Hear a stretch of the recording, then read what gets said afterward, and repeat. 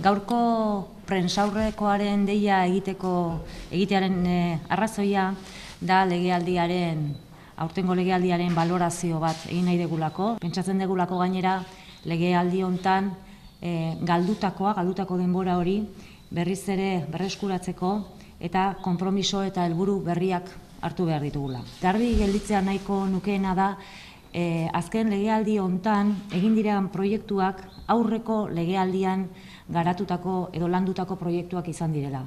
Baina legealdi hontan gertatu dana da inartzeaz jokatu dela eta aurreko legealdiko proiektu horiek garatzeaz gain ez direla proiektu berriak mahai gainean jarri. Eta horrek suposatu du Tolosako udaletxe hontako dinamika gelditu egin dela ez. Esate baterako, aurreko legealdian landutako proiektuak legealdi hontan garatu direnak izan dira Euskal Herri plazako etxebizitza sozialak, Amarotzeko berrurbanizazio lanak, Berazubiko birmoldaketa, Leiberriren jarraipena edo baita ere haurparkea estaltzea. Legealdi hontan aipatzekotan proiektu bakar bat izango litzake hondakin bilketa sistemaren aldaketa. Eta horrekin egin dutena da askotan esan deguna ez. Herri kudeaketan egin behar ez denaren eskuliburua idatzi. Beste proiektu batzuk ere aipatu nahi nituzke ez legealdi hontan, baizik eta aurreko legealdian egin direnak ez.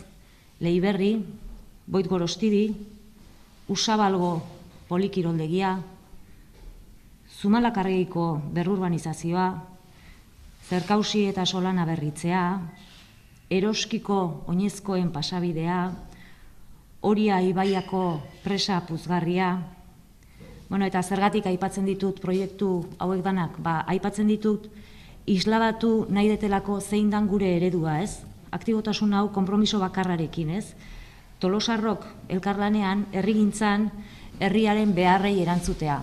Dagoeneko gu etorkizunari begira gaude. Eritziak noski herritarrekin partekatuz, Tolosa jarri nahi degulako dagokion lekuan, eskualdeko erreferentzialidadea, garrantzia, eraginkortasuna eta erakargarritasuna baita ere berreskuratu nahi dugulako. Nik usteet, Olatzek erakusten digula, kanpaina eta garai guzti hauetan botatzen eta esaten eta adierazten ari dan mezu bat, eta gaur baitere adierazi duena, eta da Tolosak behar duela aldaketa bat. Eta etorriko da Olatzen eskutik, pentsatzen detelako eta pentsatzen degulako hortarako persona egokiena dela. Guk, etorkizuneko erronkei aurre egin nahi diegu, zurekin elkarlanean. Tolosari eta Tolosarrei merezi dugun etorkizuna eskaini nahi dugu. Herria indarberrituz eta aintzinan izandako ospe eta nagusitasuna berreskuratuz. Gaurko erabakiek baldintzatuko dutelako etorkizuneko Tolosa, atzokoek gaurkoa baldintzatu duten bezala. Zurekin bilakatuko baitugu aldaketa errealitate. Eta horregatik dira hain erabakigarri eta garrantzitsuak datozen udal hauteskundeak. Zurea baita azken erabakia. Guk Tolosa haziarazi nahi dugu. Eta zuk?